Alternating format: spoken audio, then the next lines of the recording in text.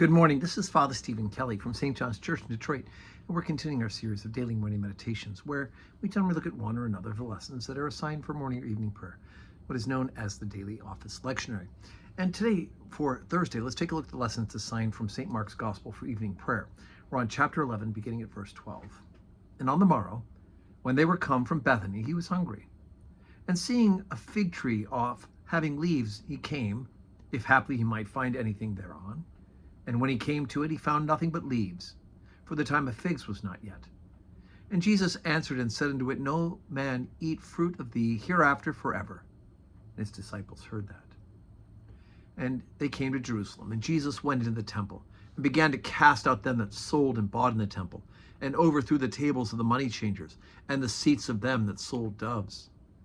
And he would not suffer any man should carry any vessel through the temple.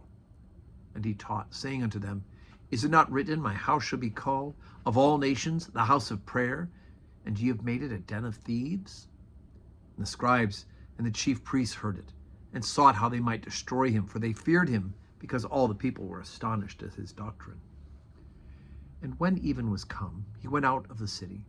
And in the morning, as they passed by, they saw the fig tree dried up from the roots. And Peter, calling to remembrance, saith unto him, Master, behold, the fig tree, which thou cursest, is withered away. And Jesus answering saith unto them, Have faith in God.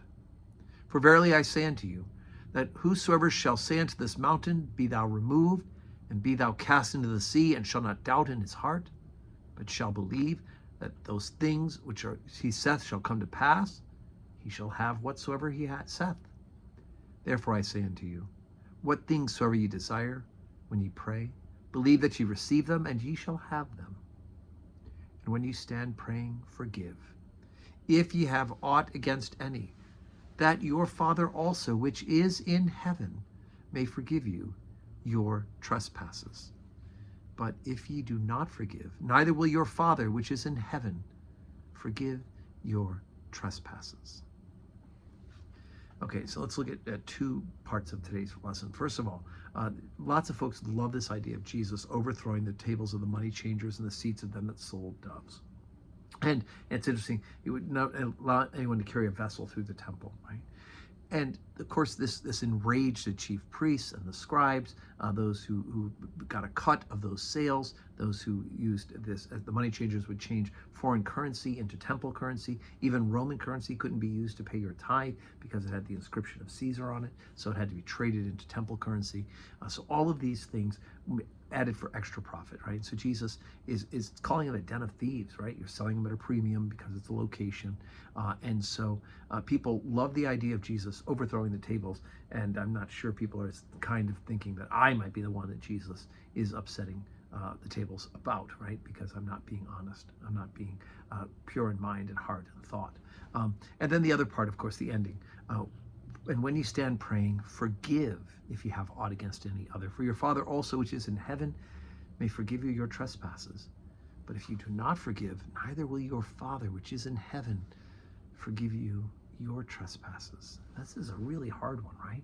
Because we know Jesus, the nature of our Lord is forgiveness. And yet here we hear, like in the Lord's Prayer, forgive us our trespasses as we forgive those who trespass against us. And then goes on for me after that to talk about if you don't forgive, you won't be forgiven. So we need to be people who are learning not only to receive God's forgiveness and to be assured of it, but we need to be the people who are learning how to love and to forgive.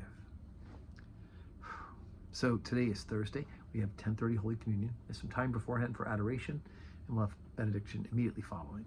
We don't have public evening prayer tonight, however.